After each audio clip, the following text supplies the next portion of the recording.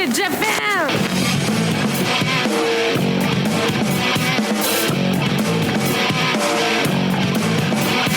Yeah, all the time I'm in on business. I'm all about my business, but I ain't got no briefcase. Yeah, all I got's some whiskey.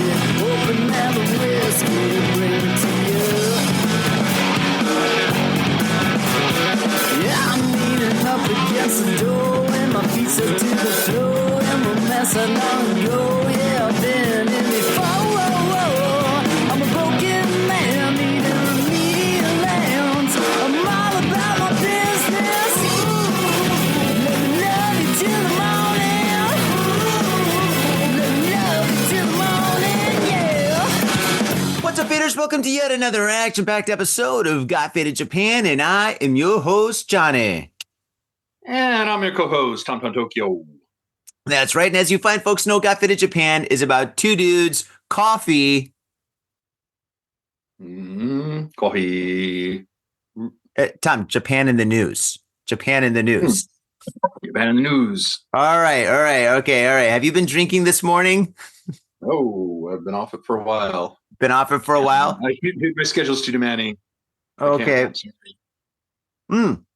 Well, faders, as you may know, Tom is working construction at night. So basically, he can only do the podcast early in the morning. So that's why we're here early in the morning doing the podcast. So basically, we can't do booze anymore. We can only do coffee because there's no way I'm going to get faded at 9 o'clock in the morning.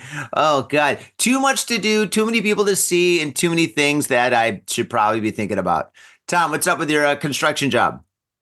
So it's fine. They don't ask me to do a whole lot, but the hours are just brutal. Because I didn't get home until like 6 o'clock last night, and we're already doing a podcast since 10. So I didn't get a lot of sleep. Wait, you got home at 6 this morning or last night? This morning. You got home at 6 this morning? Okay. So wait, what time do you wake up and go to sleep? Like, what are your like usual hours now? Like whenever I can, dude. I can't. Okay. My hours like it's like I feel like shit. Like I feel like I'm jet lagged. Okay. Like that. You know what I'm talking about? That bad jet lag, that lightheaded, woozy feeling. Oh yeah. Your brain's not firing on all cylinders. Yeah, I can tell. But that's kind of like, and like it's not, and like, which is really too bad because like otherwise the job is not that bad. They don't work me too hard. And like, there's, we don't do a whole lot, to be honest. And there's not a ton of physical labor. That's weird because Tokyo is always under construction. For you to be in Tokyo working on stuff, I would think that you'd be super busy. I mean, right outside my place, there's construction. There's construction down the street. They're building a new mega apartment complex with I think 2,000 apartments, whatever, like right down the road. Like this city is constantly under construction. It has been since I've been here. I can tell you they're all different. There's so many different jobs and specialties. Because like the one I do now is specialty. Like we're doing the power lines, so we have to dig up the sidewalks or sometimes the roads, and we just like replace some wiring, or sometimes just check them. It doesn't matter. And cool. And there's other jobs where like it's general work, general labor, and you could literally do anything, man. Okay, well that's pretty crazy. Specialized. It's not that interesting. I'll put it that way. But like, okay. So what time do you usually go to sleep and usually wake up? Can you tell us that? Dude, I like as soon as I get home, I go to sleep. Okay. So can you tell us like numbers? Like 6, 7, 4 p.m. I get up at 9:30. I can't help myself. 9:30 in the morning? Yes. So you wake up at 9:30 in the morning. What time do you usually go to bed? I don't know. Intermittently, I nap or whatever. I just I can't I don't know, man. Like I obviously made this mistake because normally we're on a set schedule with my wife, with my son from like 9 to 12. I take him out for the park. We play around. I'll get like a snack and some drinks and just let him play in the park for a while. And that's been our thing. It's our bonding experience. It's also so like my wife can have some time to herself and relax. Okay. All right. So you have no idea. You have no idea what time you wake up or go to bed. Got it. Okay. So your job is absolutely insane. All right. Dude, my hours are crazy. Like Your hours are crazy. I got it, Tom. I got it. I just wanted a number. What time do you wake up and go to bed? But obviously, it's like it's like always different. from 5 to 6, and I religiously wake up at 9:30. I usually take a nap after that, like whenever. Like after this, like I had a brutal week last night or yesterday. Yeah, just times, And just like, numbers. yeah, Wait, yeah, just I'll probably so go 9 o'clock. You wake up. Okay, so you wake up at 9 o'clock. I'm assuming you go to bed at like maybe 5 o'clock. You're probably just getting 4 hours of sleep every night, right? Okay, that's plus all I the wanted to nap, know. yeah. That was it. That was it. I didn't need to know the whole story. We're not reading the Bible. All right, great, dude. But you're tired, you're exhausted, so we're gonna keep an easy show for Tom today. Okay, so we're good. You okay, Tom? You got coffee? Yeah, fine. Right, let's go. You Drink good? coffee. Let's go. Okay, rock and roll. All right, cool. All right. Oh man, so we're at the cuffs of the hangover of Halloween, faders. Halloween's been over for a while now. The city's recovering. People are getting back to normal. Still off and on, I still see costumes and stuff. There's still kind of like lingering late Halloween parties. But yeah, that boat has taken off. It's sailed. It's in the ocean and stuff. And now everybody is getting ready for Christmas. There's Christmas decorations popping up left, right, and center all over Tokyo. I was just at the 100 yen shop in Shibuya, and the whole front part is Christmas. It's not even, it's November 6th right now, and Christmas is in full force. So I think that this year Christmas is going to be very, very exciting just because, I mean, if the city and if the country is pushing Christmas right now at this time, I think by December 24th, this city is going to be in Christmas overdrive. Scandinavia, step aside. Tokyo is taking the soapbox and we're saying Christmas, Christmas, Christmas, and happy holidays. So, yeah, and for this Christmas, I plan to do nothing, absolutely nothing. I'm not bah humbug or anything like that. I'm just going to chill at home and eat some fried chicken. Not Kentucky, fried chicken that I'm making myself. Tom, generally, it's a little early to have this conversation, but within like 30 seconds, can you just say what you plan to do for this Christmas if you have plans? Generally speaking, Christmas is a couple's time, but like if you're like me, you got a kid. Like my Christmas present for my wife and my son is always the same. I'll cook like a 4 or 5 course meal. And do whoever, like, depending on whatever relatives are coming over. No, I'm happy. I'll spend all day cooking. We'll have some nice food. Just chill. Cool. It's just, I don't know. Versus when I wasn't single, we don't really do that much. Like I said, it's a couples thing. And one thing I don't recommend is getting suckered into like the Christmas set dealios at the restaurants because they jack the prices and the restaurants are packed wall to wall. True that. Yeah. So yeah. Well, we can discuss that maybe a little bit later as like Christmas gets a bit closer, I think. Yeah. Well, this is just the beginning. I think every week we're going to have more and more Christmas stuff. I mean, we're going to be having candy canes popping out of our boom holes, dude, sooner or later. Because, I mean, seriously, man, if you go to the 100 yen shop or if you go to like Loft or if you go to like Tokyo Hands or something or even Daiso, Christmas is coming, man.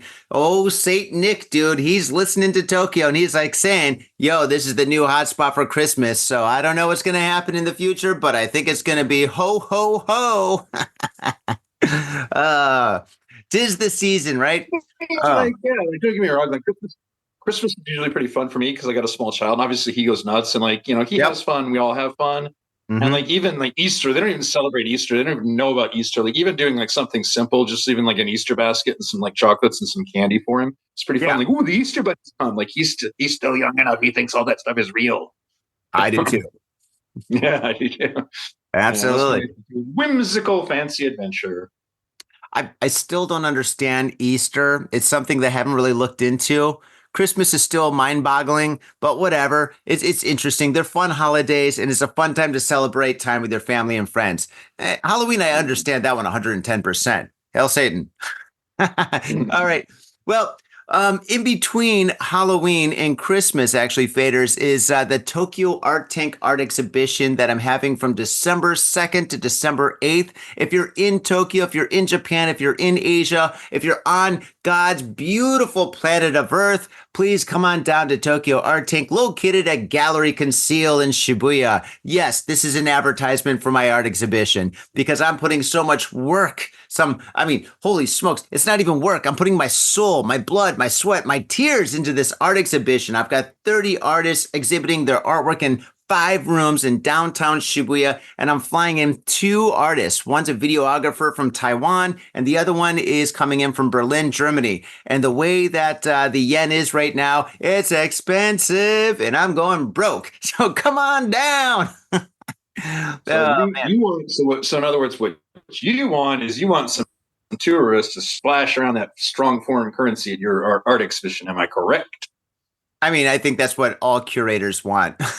And all artists want that too. But they want people to come in and enjoy themselves and have like a wonderful time and experience the artwork. In all seriousness, that's what it's all about. It's basically about like creating like an all-inclusive artistic environment that combines like Japanese style art and Western style art together, showcasing the beautiful and amazing artwork of 30 beautiful artists. And the artwork that I've seen so far is absolutely spectacular. This is going to be our greatest Tokyo Art Tank yet.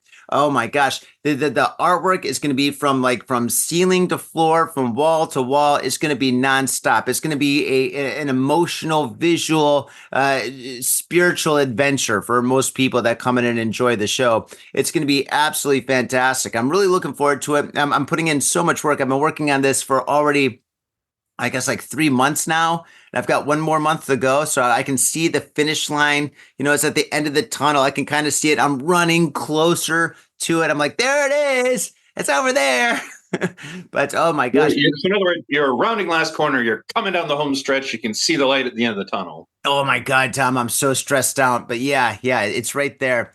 But so in other words, like, you know, when you get that, like, you got to just go hard, give it all you got till the end, and then once you cross that finish line, you just collapse. Pretty much, I don't know. yeah. Probably drink some water or a beer or whatever. It'll be beer. Oh my gosh, it's another good thing that we're not drinking right now because there's just so many people to call, so many companies to deal with, so many things I got to work on, so many checks I got to. It is insane, faders. If you organize any kind of event, I mean, anything from like a birthday party, bar mitzvah, wedding, even like a funeral and stuff. I mean, there's just so much to do. And when you do it with like 30 people plus that are like coming in and like showcasing their artwork and stuff, my God, it is stressful. And it's a 1-week exhibition with 7 events happening throughout that week. Dude, Tom, we've got yoga classes, we've got painting classes, we've got a indie film festival showcasing the films of like 6 Tokyo-based filmmakers. We've got a meet and greet cocktail party. We've got a DJ night with like 5 DJs. We've got a band night with 4 bands. We've got a special performance from a band that's on tour that's going to secretly come in. I can't say. And they're going to show up on like Sunday and perform. It's going to knock everybody's socks off. It's going to be absolutely insane, dude. You've been to Tokyo Art Take. You've been to like you've been to like maybe 8 of them or 9 of them. You've been to like most of them. What do you think? Not all of them, and I don't think I've been to any recent ones because I've moved and like stuff going on. Oh yeah, they're pretty fun. Oh, you went to the last one. It also depends on when you go because like there's like peak hours where it's a packed house. Yeah. Then I've been in like on some of the off hours, like maybe like earlier on when you're just opening up and it's just like a few people and like it's more of like what you think of it like a traditional art gallery or museum where like the atmosphere is more subdued. There's just people kind of milling around like looking at paintings. Yeah. So it's cool. But like, I'm going to say like, yeah, I love your events, but like, you know, we've known each other for a long time. We have like a ridiculous amount of mutual friends and many of which are actually at, showing off their art. So I like going there and talking to them and, possibly supporting them and, yeah. But, yeah. Again, cool. I'm biased, but yeah. But like, particularly like Anthony H and Adam 3 and blah, blah, blah. Yeah. They're all good. Very good peoples. Yep, absolutely, man. Yeah, so I look forward for you coming to Tokyo Art Tank, Tom, and sitting down with me in person and drinking a beer, maybe even podcasting at Tokyo Art Tank. Maybe that would be something we could do. That would be kind of fun. I've done that before. Maybe, but we will see how I feel, dude. Like, we will see. When's your art tank again? You want to maybe... tell the peeps when it is. Yep. December 2nd to December 8th from 11 a.m. to I think maybe 9 to 10 p.m. depending on the day and stuff. So yeah, come on down. It's all free, all inclusive. If you want to buy some art, You can. If you want to buy some merch, you can. If you just want to come and have a drink, we got drinks. Check out the artwork, enjoy, make some friends, meet some people, discuss art, discuss music and stuff. Every single one of the artists that I've chosen for this art exhibition is super cool. That's one of the things. Whenever I book anybody to showcase their artwork at Tokyo Art Tank, I've got two things that I definitely have to check off before I sign them in. A, they could have a really fun, warm personality. No snobs, no bullshit, no politics. Get those guys out of here. Cool people. Second thing is they got to have great artwork. So if they got great artwork, they got a great personality, they're in. That's it. It's pretty easy. Why would you want snobs or whatever that just like with off-putting personality, even if they are talented artists, because that reflects on you. I know. You don't want any negative attention. You don't want people coming in like, yeah, it was at Johnny's Art Tank, but it was like really, really cool and all. But like, yeah, then like, this artist douchebag was there and he's like, yeah,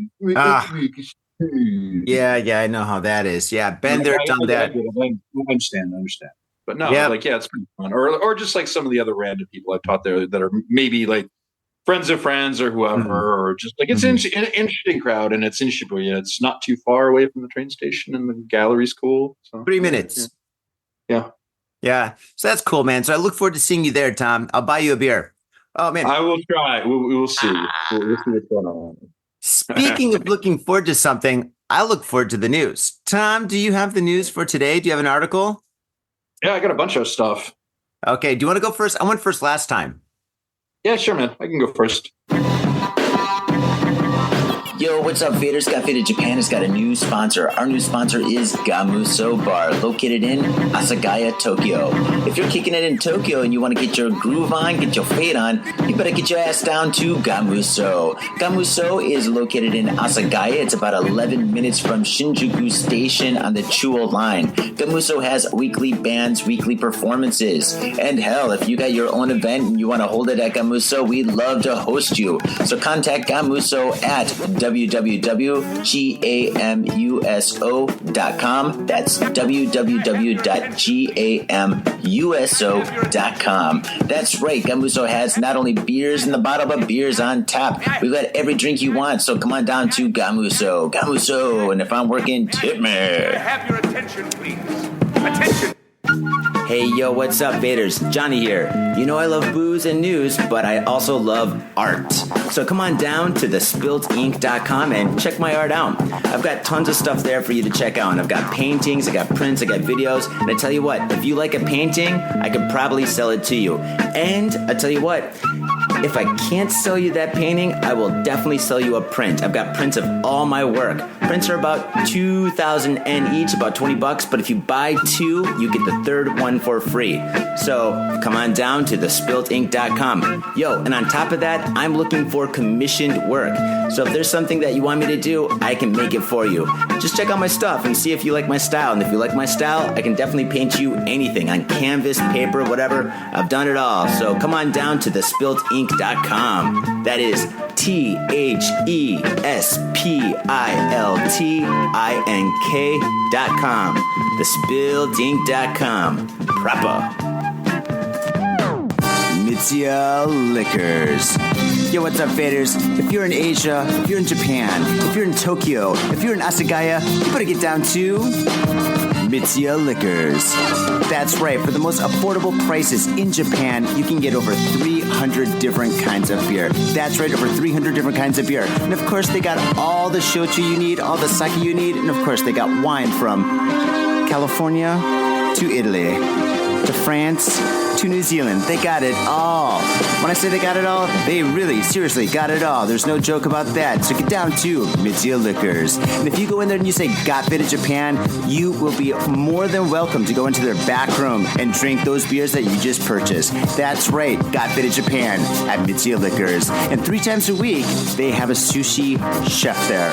So get your sushi on, get your drink on, get your fade on, and come on down to Mitsuya Liquors, located comfortably in Asagaya, about 5-minute walk from the station. In Tokyo and craving soul food? We've got just the place for you. Soul Food House in Azabu-Juban. Check out what we do at soulfoodhouse.com. Come by and taste the love. We look forward to feeding you. Are you in Harajuku with some out-of-town friends or your family or significant others? Yeah! Do you want to chill and drink beer and eat sandwiches while your friends overpay for glitter unicorn socks? Yeah! And the flavor's gonna make you complete at Harry's Sandwich Company. So come on down to Harry's Sandwich Company in the heart of Harajuku, right off Takeshita Street. See you there! Japanese City starts program to help kids with foreign roots fit in. Maebashi, in response to a rising number of children with foreign roots, the government of this Gunma prefecture capital has started offering a program to help non-Japanese children fit into municipal elementary and high schools. A program overseen by specialized instructors, Japanese language teaching assistants, and others will provide an introductory guide for 3 to 14 days, conveying to students school rules, basic Japanese, daily living norms, and other things that will help them adjust to Japanese classroom. These will be taught by instructors with knowledge of Japanese language education, among others. As of the end of September, there were 259 children with foreign roots in the city, around 50 or more than there were 5 years ago. Many are from Philippines, Nepal, China, and other countries and regions such as Bolivia, Myanmar, Sri Lanka, and Indonesia. About 100 of the students need Japanese language instruction. Previously, Japanese language instruction at the schools took the form of visits by instructors to schools for 1 to 2 hours per week. But the new program was started after it was determined that there were more need, considering students who were in the classroom without knowing about the school rules, Japanese lifestyles, and habits, and etc. Teachers will include methods to do greetings and self-introductions, rules on student participation in school cleaning and lunch serving tasks, and how to contact the school in case of absence. Customs will be taught, such as how to use traditional Japanese seatless toilets, the squatty potties. Oh, gosh. How to use pedestrian crossings, as well as how to play a game of tag. Participation will be decided upon consultation between parents and schools, and will mainly take place at the city's Sogo Yoki Plaza facility. So that's pretty cool. That's pretty cool. I'm happy that the school's trying to help out. Yeah.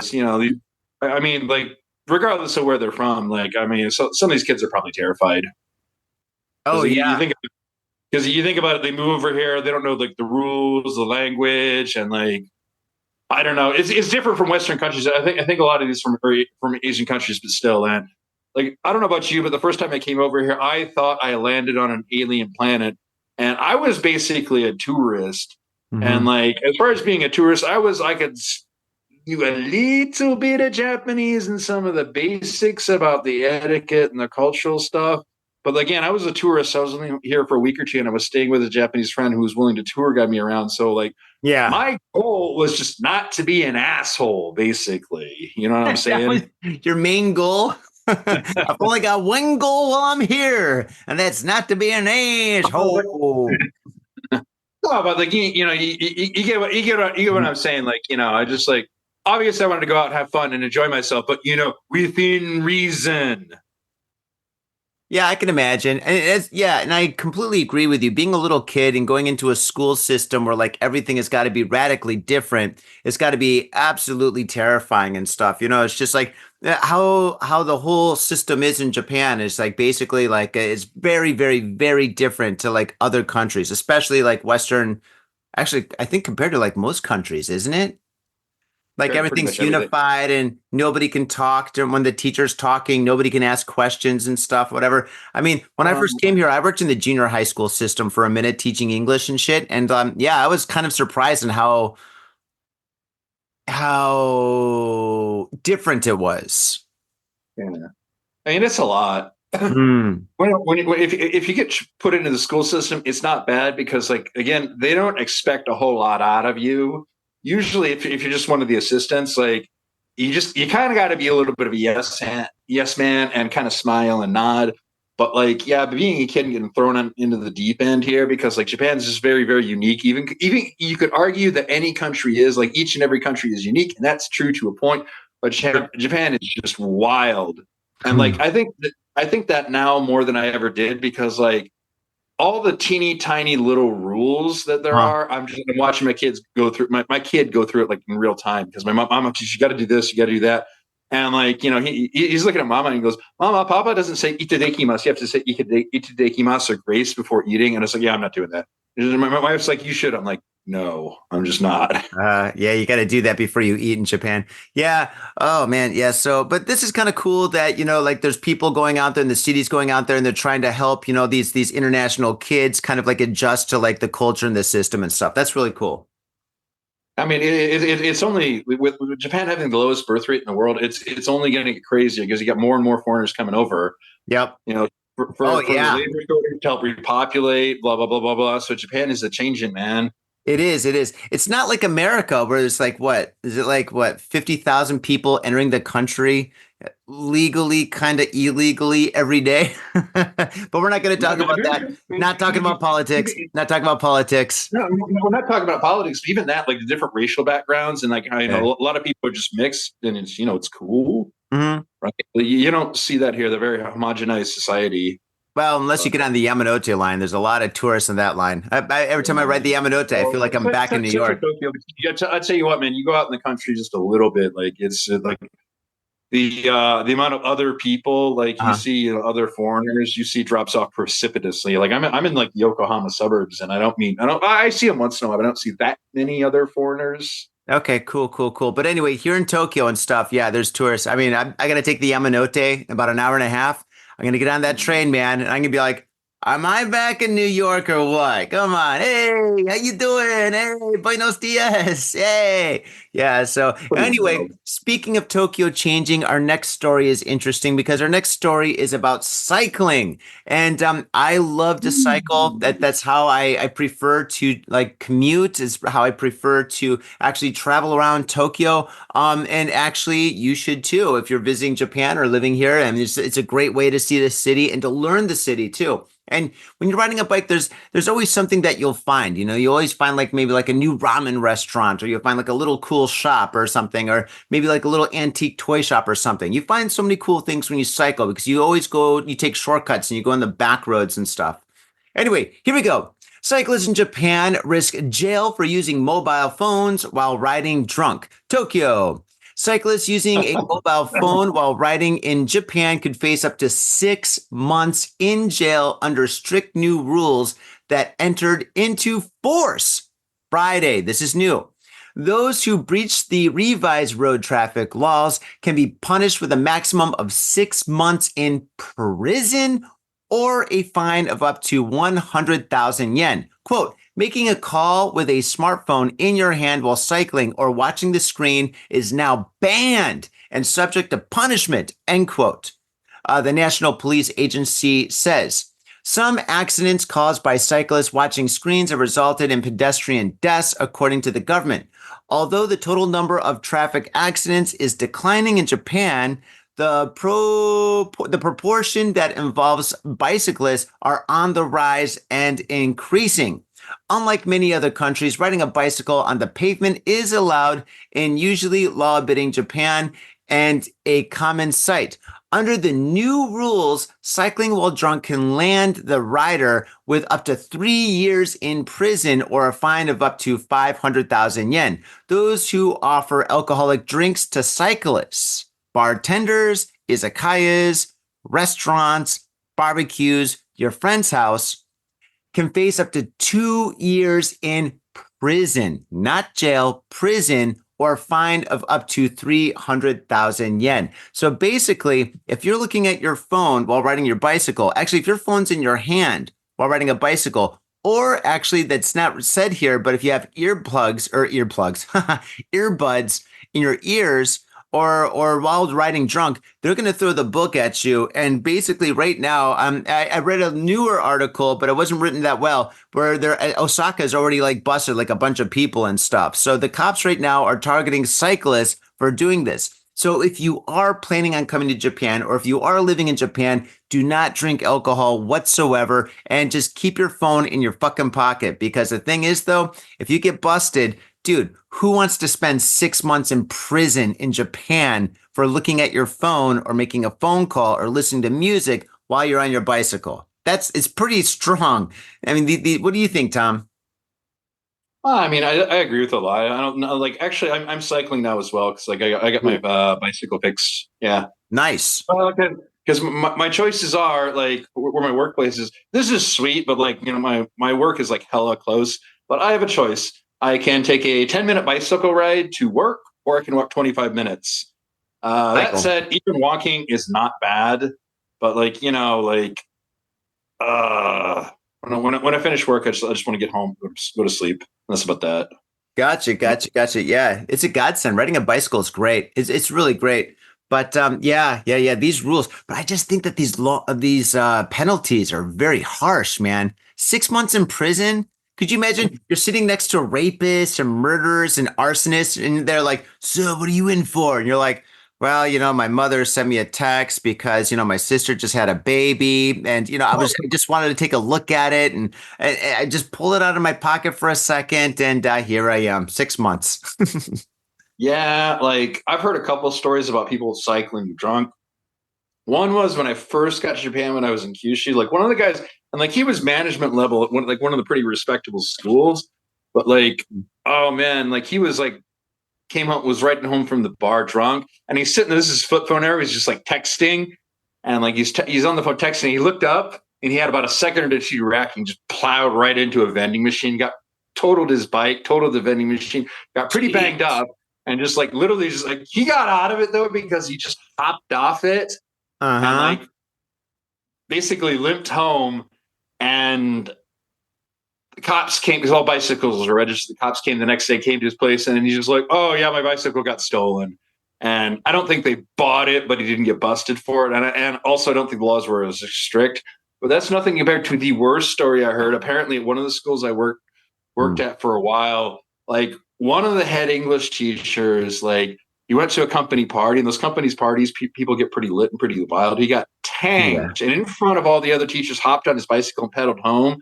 And face went head on, face first, put his head through the windshield of a taxi. Oh, yeah, it was bad. I guess apparently he was in a coma for like 3 or 4 weeks, and it was like touch and go. Jesus Christ. Wow. Yeah. I mean, riding while you're drunk is really, really dangerous, man. I mean, that man, so don't do it, man. I heard that story. Yeah. I was like, yeah. Apparently, and then it was weird because he basically more or less looked normal, but there was like something weird about the way his face animated. And like, yeah, one of the teachers was telling me, he's like, yeah, dude, his whole face like that's all been like reconstructed because he just destroyed his face. Oh my God. That's terrifying.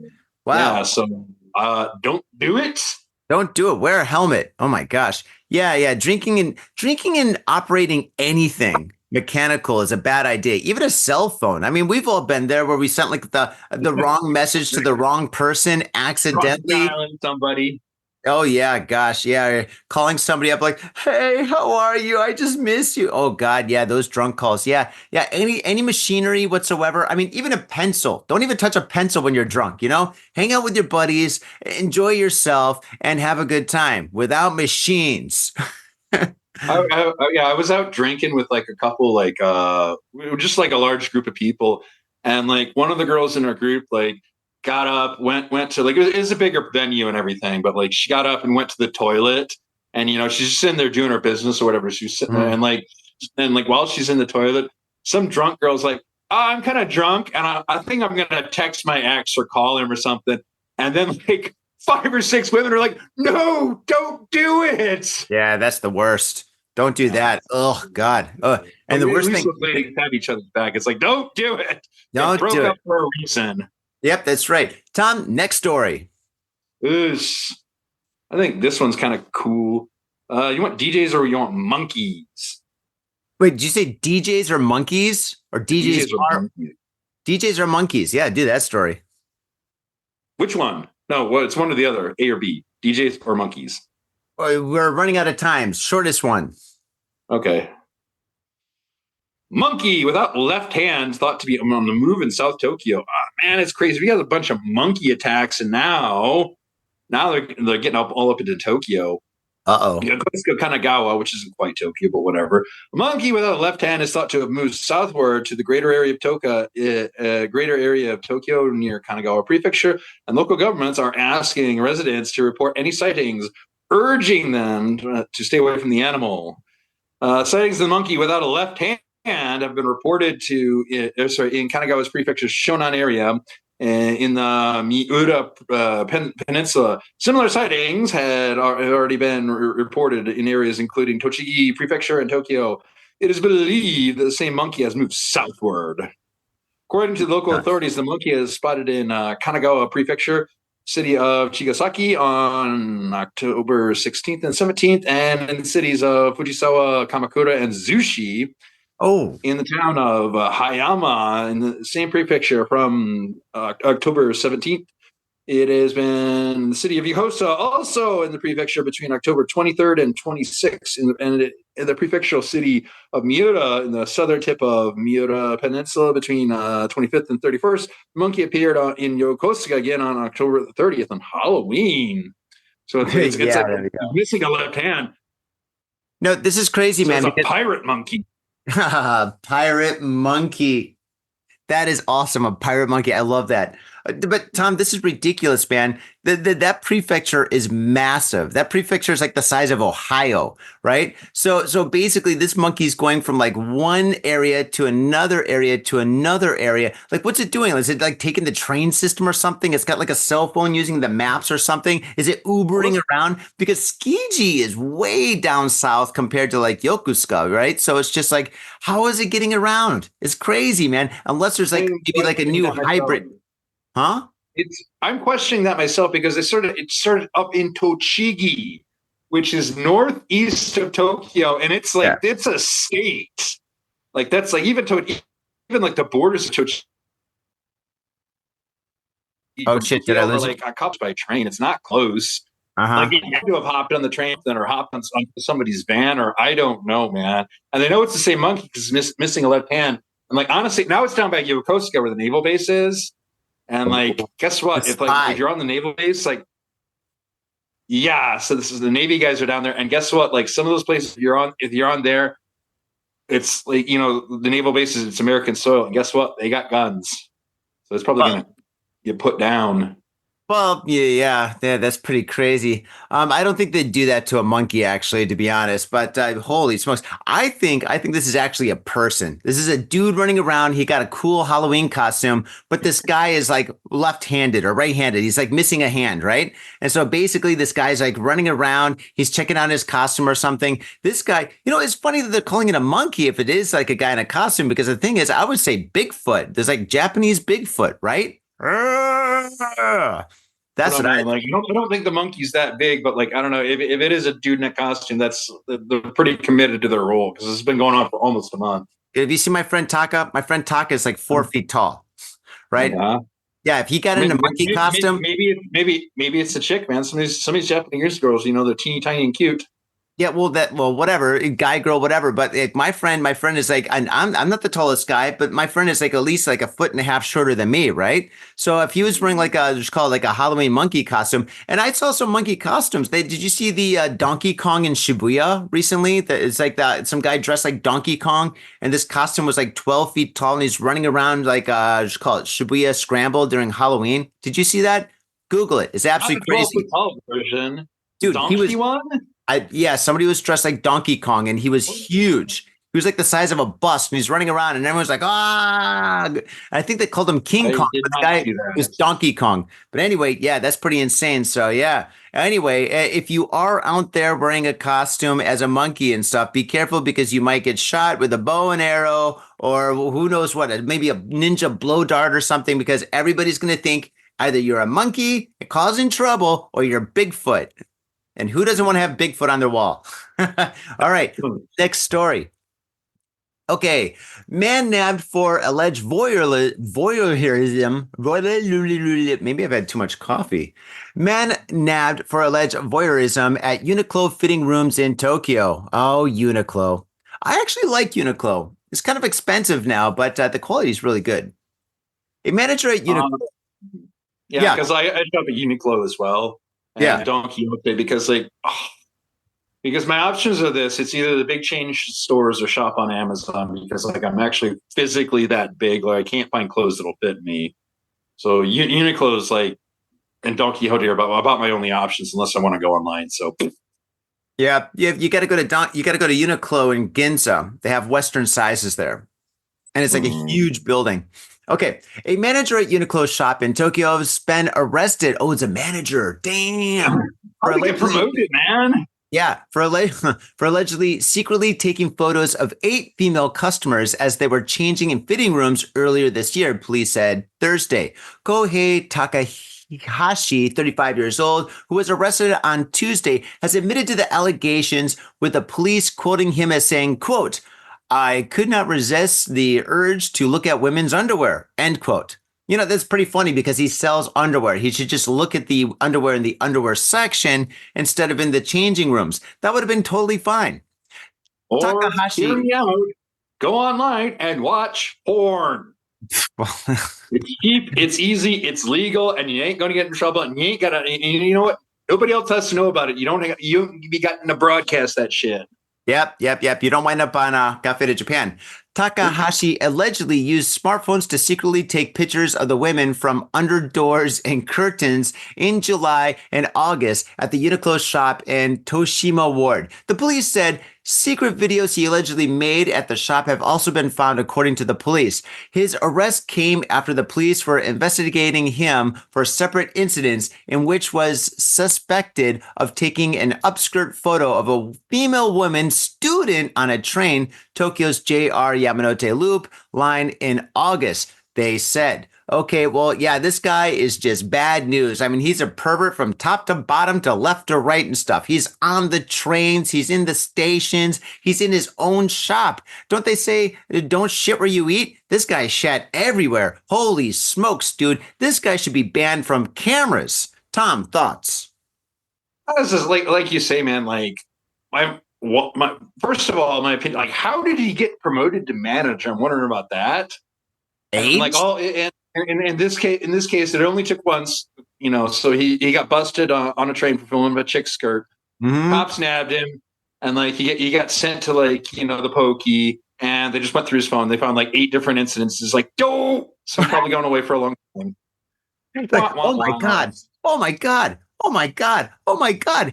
You're in big trouble. Oh my god! I don't get it. Why, man? Like, again, go online. Just yeah, or just well. Anyway, hopefully they lock this guy up and throw away the key and take away his cameras. Tom, next story, maybe last story. We've got 8 minutes. Punishment, he should be banned from having a smartphone. Yeah. Okay, here we go. Should DJs be the next big thing in Japanese preschools? This principal seems to think so. Traditional education is getting a remix. Preschoolers are ready to rave. Shaping young minds is no easy task, so preschool teachers are always always on the lookout for creative ways to spark children's curiosity. In Japan, one preschool is shaking things up by taking traditional education and saying, "More turntables, please." Enter Nibebe Shoka, it's a weird name, who recently stumbled across a listing for a DJ on Timi, popular Japanese app for short-term and part-time jobs. Mission to show children the coolness of DJs and the wonderful world of music. Arriving at preschool, Nibe was warmly welcomed by the staff and introduced a fellow DJ. Together, they set up their gear and prepared to blast out exciting mix of tunes for the kids as part of a back-to-back set, where each DJ takes a turn playing one or more songs and before handing it over to the other. From children's classic like the Ampon Man March to infectious beats of Bling Bang Boom Born. And even some classics like the Vocaloid tracks. And the kids were bursting with enthusiasm, dancing freely to every song, even the ones they didn't know. With Nibe and his second DJ visit, this was such a hit. He now returns weekly as a school's resident DJ. Interesting. Nice. According to Principal Masayuki Ihara, the kids put more than 110% effort into their dances and exercise, especially when the DJ is there. And they're always come again. DJs too have shared how much they appreciate the kids' enthusiastic reaction with every tune. This all began about 7 years ago when Ihara was principal of Minami Mishishima Bara Bunka Preschool in the city of Nagasaki Prefecture. Back then, Ihara invited a DJ friend to visit, and the kids were instantly captivated. They loved the sounds and tables of the flashing lights, especially the chance to touch the equipment themselves. When Ihara moved to his current role at school in Nishibunka School in Fukuoka Sawara Ward, he wanted to keep fun going. Conversations with some of the kids' fathers then set everything to motion. They talked about showcasing hobbies and skills, giving kids a chance to see adults doing unique things, ultimately leading to the creation of events like Preschool Rave. Nice. So, this is absolutely awesome. I could go. That's enough. Yeah, out of time. Yeah, I think that's enough. I mean, you put on for a couple more paragraphs, but I think you got the idea. I think it's cool, man, because I used to DJ, man. It's dope.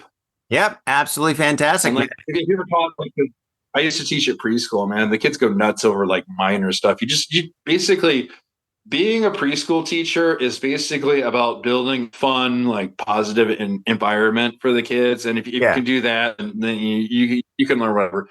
And you also want to be creative and think outside the box. But yeah, like DJ stuff would be cool. Mm-hmm. Like I don't know about you, like because my kid's in preschool right now. Like he's learning. He's got extracurricular activities. He's got swimming and cooking. So I think that's pretty cool. I wouldn't say no to DJ, and I might even pop myself over there and be like, yeah, I can DJ, or, you know. Yeah, you still got your decks. I do. I can't bear to sell them. I probably should. Yeah, if you want to sell them, let me know. But you do too, right? Huh? Yeah, I got my turntables. Yeah, I got my turntables, a lot of my records. I think like about a year ago, a mutual friend expressed interest in buying them. And I just like, there's a little part of me that wanted to say, yeah, let's just like, you know, sell them and, you know, get whatever I can get from them. But like, there's a bigger part of me that said, I can't do it because I spent so much time and hours just like sweating over those things and messing around with them, playing around with them. It's just like, I can't do it. Yep. Hundreds and hundreds of hours, thousands of dollars. Like I spent on the equipment, buying music. You got it. Yep. Absolutely. I couldn't do it. It was too big a part of me.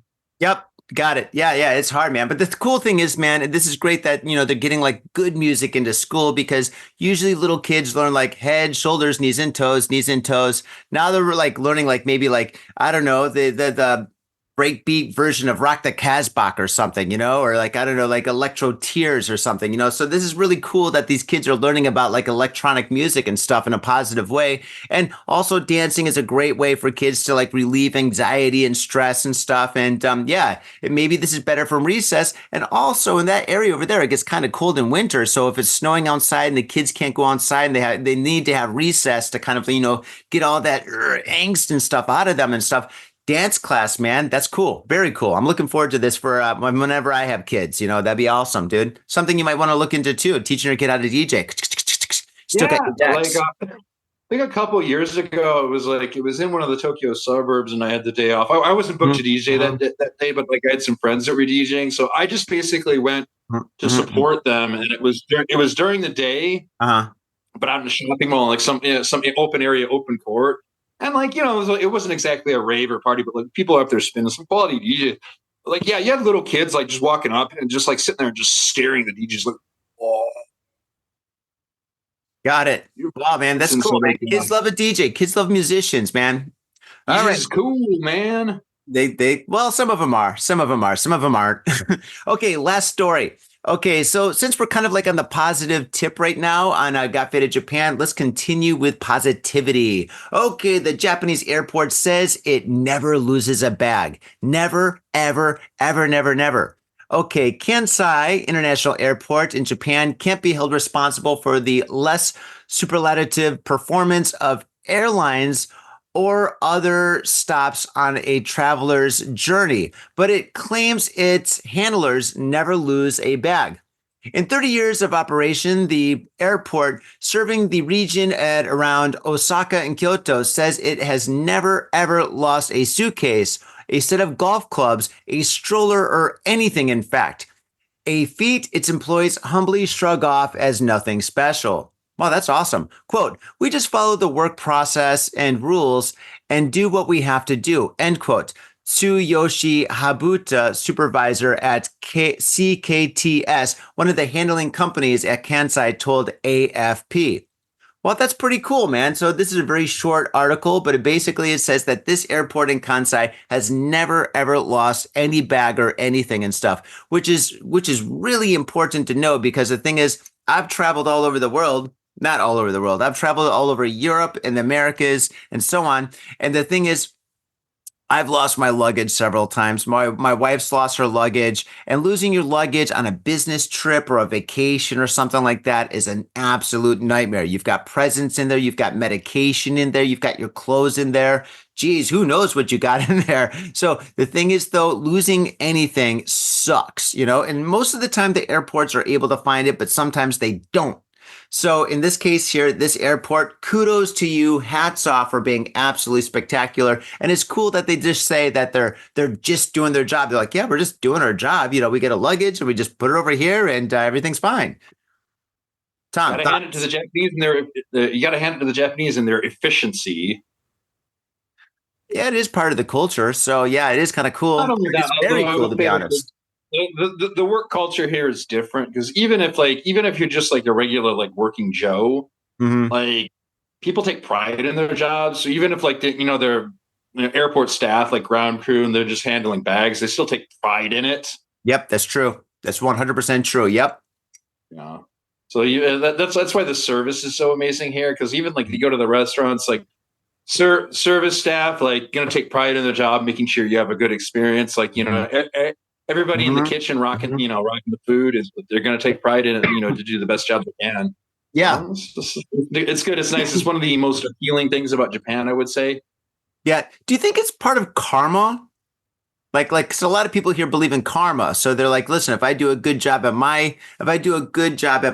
position, when I go somewhere else or something, somebody's going to take care of my bag. Or if I'm a good cook, the next time I go to a restaurant, somebody's going to cook well for me or something. Is it a karma thing, do you think? I think the whole society is kind of indoctrinated in that. You gotta love how easy it is to live here, because also Japanese are really non-confrontational, which is great, because it's don't start none, don't want none. True that. That is definitely true. It's very rare to have an actual conflict. Mm-hmm. And even if you do, it's usually smoothed out pretty easily. Mm-hmm. Well, it depends. It depends on the person. Some people, I don't know. I've seen some issues. Yeah. So I've seen some issues too, but it's usually with a little bit of the drinky winky involved. No, I don't know. Right now, well, I don't want to get into it and stuff, but yeah, no. Yeah, that, not everybody, but overall and stuff, people are generally just trying to mind their own business, getting from point A to point B and then so on and stuff. But yeah, it's much better here than most places. But anyway, this is fantastic news. And I think this episode of Got Faded Japan is very positive, maybe because it's early in the morning and I've had 5 cups of coffee. Oh, man. But anyway, faders, thank you so much for tuning into this very special episode of Got Faded Japan. It's so great to see you so early in the morning. And yeah, we look forward to seeing you again next week. And regarding our SNS, we're all over the place. So we're on Instagram. We're big on Instagram. Check us out on Instagram. Big on Instagram. Of course, we're on it's called Facebook, a little bit TikTok here and there and stuff, and on YouTube, obviously. So if you're watching us on YouTube, thank you very much. If you want to support the show, go down to our show notes and click on the Patreon link and hook us up, because we need to keep these lights on. We want to keep the show going forever and stuff. Things are becoming more and more expensive here in Japan. Even the hosting system's going up a little bit of money and stuff. So it's just yeah, if you can support the show, that would mean a lot. And if you can't, if you're in the same situation as us, we completely understand it. No problems. We still love you, but at least tell a friend. Copy, paste the SST, whatever it is. And yeah, definitely tell a friend. Tom, anything you want to share with the show? Nah, I think I'm good, man. I'm just oof. I'm wiped, man. I only got a couple hours sleep, and I'll probably gonna drink some water and probably go back to bed. Good for you, man. Well, I just woke up and drank a pot of coffee and did the show. So we're meeting in the middle right here. I didn't get enough sleep, and I was going to need more before going to work late at night. Awesome, Inasai.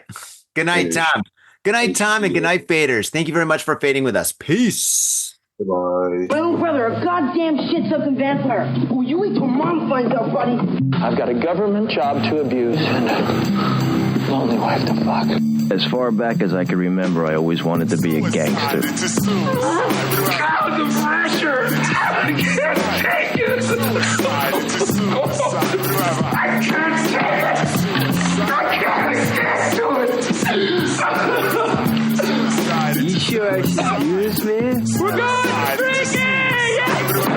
We came, we saw, we kicked his ass! Your move, creep. Man, I will never forgive your ass for this shit. This is some fucked up repugnant shit. Suicide, it's just suicide. Fuck it, dude. Let's go bold.